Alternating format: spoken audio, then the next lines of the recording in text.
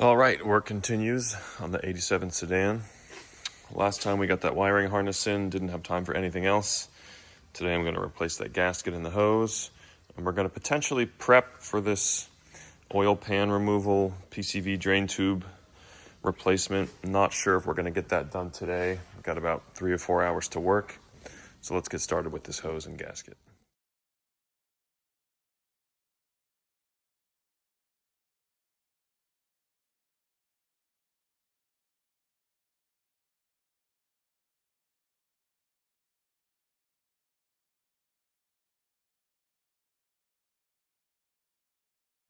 I'm pretty sure that did not get captured in the stop motion, but when I was reinstalling the pipe into the coupler there at the turbo, this clamp has these 2 ears on it, and I heard a snap noise and a tinkle of metal falling somewhere. And I found that the little ear had snapped off, and I actually was able to find it, and I had it in my hand right here, and I just dropped it down here.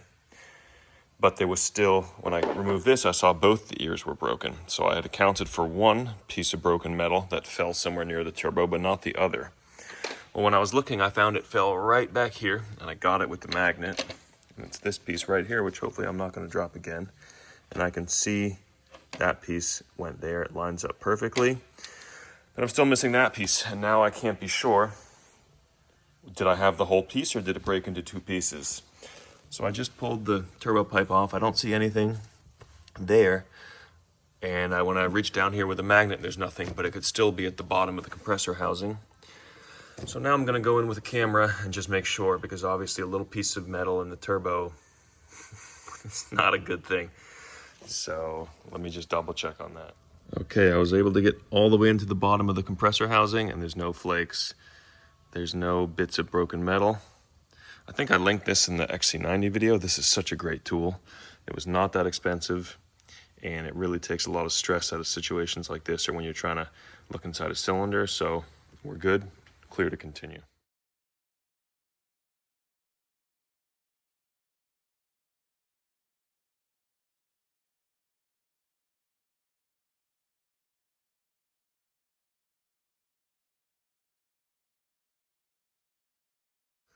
All right, I started by draining the oil because I do actually want to see if I can look in there and see if that PCV drain tube is there. Because if it is there and it is intact, then we really don't need to do this work. I'm just not sure we'll be able to see it. But I'm thinking with that camera we used, we will. I hadn't thought of that. While I was here, I remembered we had this leaky turbo drain. So I got the new gasket on there. If I show you the old gasket, it'll be pretty clear why we had an oil leak. That's probably just the original gasket, which is obviously almost 40 years old at this point. This is an 87. And to get it out, you do have to slacken one of those bolts that secure the wastegate. You can see I have one slackened, so it can pivot on the other. And that way you can move the wastegate arm out of the way, and you can get this pipe down. I haven't found a way to do it without doing that. So now we got to scrape that old gasket off the turbo. Get that back in, we'll be good to go. And we're gonna get the camera in the oil. Okay, we got that out in one piece, that's nice. Now we can come over to our bag of gaskets. I think this is all Mitsubishi stuff, but I am sure in here somewhere there's gonna be a Garrett gasket. Well, I hope. I was pretty confident I would have it. Done so many of these over the years that okay, well, I might not actually. There we go. Whew. That's gonna be the one, right? Yeah. All right, so we do have it. We'll slap that on. Guys, unfortunately I can't hold this camera and my phone at the same time, just due to the location. But what I can see when I get in here, which again, I'm sure we won't see it if I just do it this way, but maybe we'll get lucky. I can actually see that rubber tube from the PCV coming all the way down into the oil pan. Yeah, I just can't, I need another hand. Unfortunately, I can't show you guys. Actually, there it is right there. I don't know if you can see in the middle of the image here. There's kind of that shine, that glistening. It's really hard to see because there's no light in the oil pan, but that is that tube right there. So the reason we were gonna replace this tube right here, this is the one, is because we had a little bit of blow-by. What that means is that our blow-by is not from the PCV drain tube, which is a common issue on these cars. I guess less common on lower mileage ones, or maybe it's only been broken by when someone's in there before and no one's been in there. So I'm not going to recommend replacing this oil pan seal because I don't really want to disturb anything. It's all staying together how it is. I'd rather keep it original if we can until we can't. So we're going to hold off on this oil pan job, and we're going to monitor this blow-by or just live with it. Okay, so we just finished up on the top, replaced this over the engine pipe from the turbo inlet to our flame trap. And you can see here's the old hose. Actually, well, it's pretty hard, as you can tell, but it's actually a little softer than I thought it would be. See, you can hear there, it's actually still got some elasticity to it. Some of them literally would crack and shatter if you dropped them like that. So we got that done, replaced the little vacuum signal as well. So that's probably gonna wrap it up. We still do have serpentine belts and a timing belt because we did have a pretty old sticker here, 07. So we're gonna get that taken care of too. And I think once that's done, this car is gonna be all finished.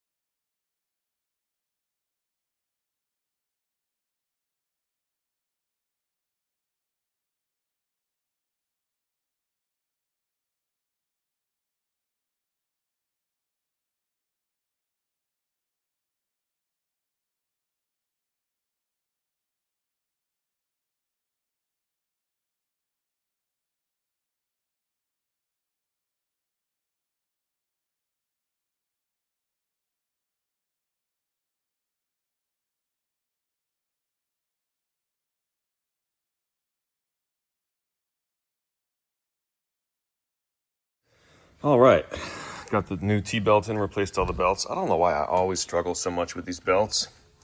Usually I just put them on around the new crankshaft, but the new belts were so much tighter than the old ones, I couldn't do that. And I verified all the sizes because I was thinking maybe I got the wrong belts, but I was able to verify all the sizes. It's the 1013, it's the 1000, that's the fan belt. Where'd he go? The fan belt is the 1000 millimeter, and the AC belt is a little different size than all the others. That's the 975 with the 13 millimeter thickness. So they were all the right belts, but I had to actually touch the tensioners. You can see the tensioner for the AC pulley is right here. There's a jam nut, 13 millimeter, and then a 10 millimeter that's connected to this rod that you can't see, which just pushes or pulls the alternator. I had to do the same thing down there for the power steering, and that was really the hard one to get to.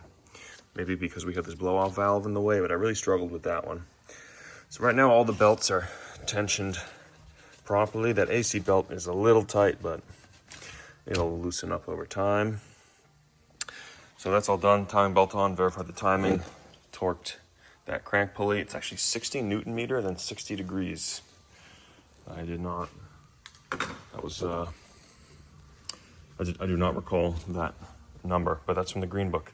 So we're gonna get the new timing belt sticker on and we should be good to go. All right, so here's the situation. You can see this stuff actually does a pretty good job. It makes this tacky, gummy, you know, when it hardens.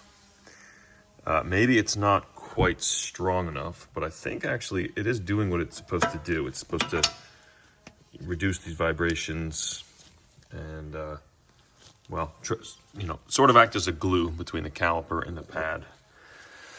I don't think you could have too strong of a glue. I think it has to have a little bit of flex in it. Anyway, but here is the issue. It's that small amount of clearance, right? That's probably less than 1 millimeter. So what I'm gonna try to do is see if I can cut down some shims from another car and secure them in a way where I'm confident they're not gonna fall out and we're not gonna have any more rattling from the brakes. So right off the bat, what I'm seeing here is if I cut off the front of these so that they were completely flat, the dimensions are almost correct. I'll need to open up the middle a little bit so it can fit over the rotor. But if I opened it up and I cut them here, then I would have these shims under each pad. And I think that might solve our issue. And it would not be able to back out because the top of the caliper will be resting against it. So I'm gonna work on that and see how that goes.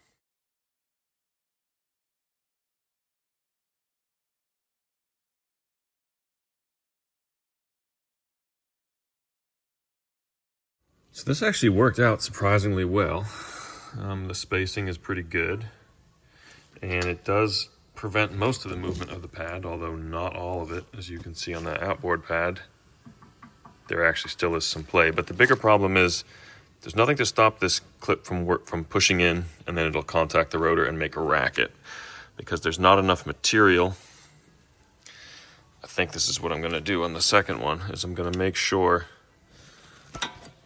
okay, come on. I'm gonna make sure on the next one, I'm gonna try to make sure, come on, that the length of this portion of the shim right here is long enough so that it's gonna contact the back of the bracket before this center portion can contact the rotor, if that makes sense. So if we take the pad out,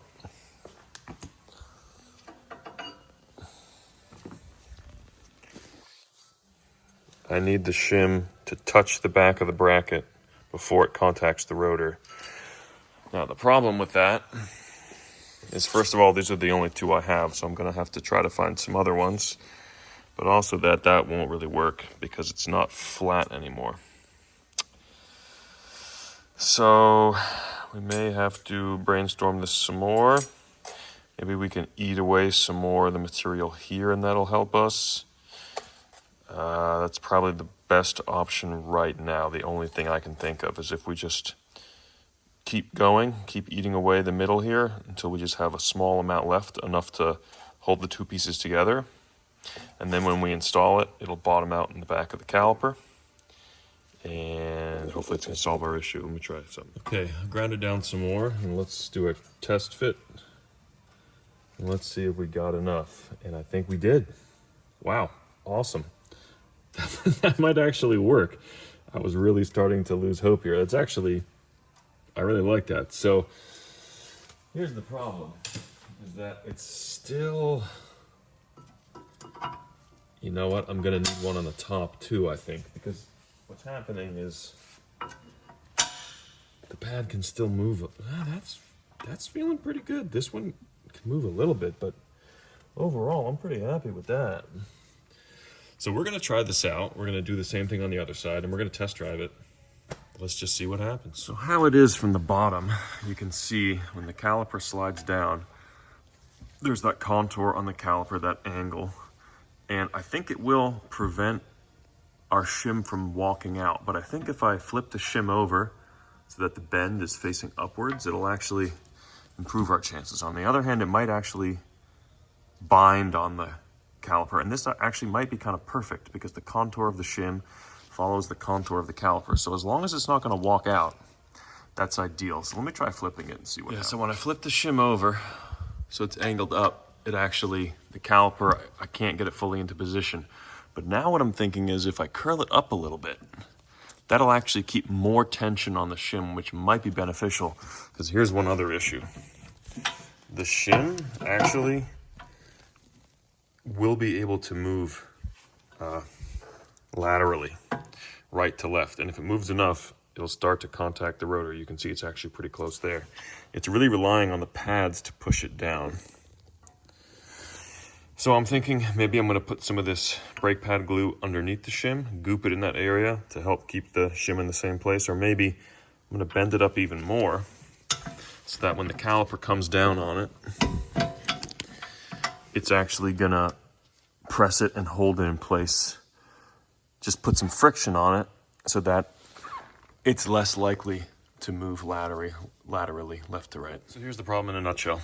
The shim can slide back and forth and contact the rotor. The original shims have a sort of a clip which would go over an area like this, that hump, and some friction would hold it in place. So if I don't have that friction, I'm going to have to try just using some of that brake pad glue in the contact area. I'm not so optimistic that's going to hold over time, but right now it's kind of just our best option.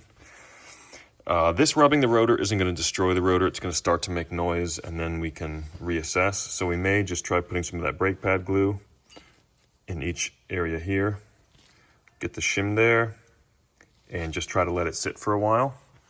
And that may just be our best option at this time since we don't have correct shims. And additionally, I thought about maybe modifying the old shim so it will kind of grab this little ledge here, but it's not the same thing on the other side. So I could have it on one side maybe, but it wouldn't be uniform. So sort of limited options, but let me think about it. Okay, I got the one side installed. We're gonna prep the other and see how it goes.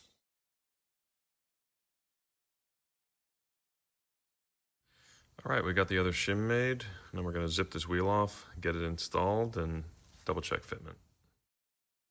So last time after I glued the brake pads, if you remember, I let it sit in the shop for a couple hours with the brake pad depressor on. And my theory was that I wanted the glue to set with the pads being squeezed as much as they possibly could to just make sure that clamping force was as high as it could be to get the best chance of adhesion. I'm having a different thought now. I'm wondering if I drive it and there's some vibrations and some movement in the pads, if it's going to allow that glue to settle into small areas where it couldn't before. I'm not really sure what I'm thinking, but we weren't completely successful last time. We got the shims in. I really want to see if it's going to work. We may end up adding more glue and allowing it to set again, but let's just try driving it right now and see what our first impression is. So it seems like our brake shim idea worked, but now that I'm thinking about it, I do not want to take this thing over many bumps because I want those shims to stay glued in the orientation they're in, where they're sort of centered on the rotor, not pushing too far left or right where they're going to start contacting it. So I'm just going to very gently just test drive the car. So far, it's totally quiet, but I'm just going to get it to its resting spot where it's going to live until its next repair. Or this may be we may be finished with it. We still have this hissing AC. I think it's the actual climate module. Has an internal leak. Anyway, right now I'm not hearing our brake pad rattling. I do hear maybe some lower frequency suspension clunk type of noises.